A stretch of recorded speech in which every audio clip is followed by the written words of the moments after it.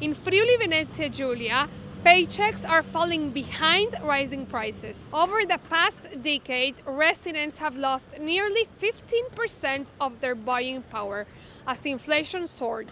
Even in this prosperous region, families are feeling the squeeze, showing just how hard it is to keep up with the cost of living. Yeah, in I think everything, products from supermarkets, everything, and of course also in the prices of houses.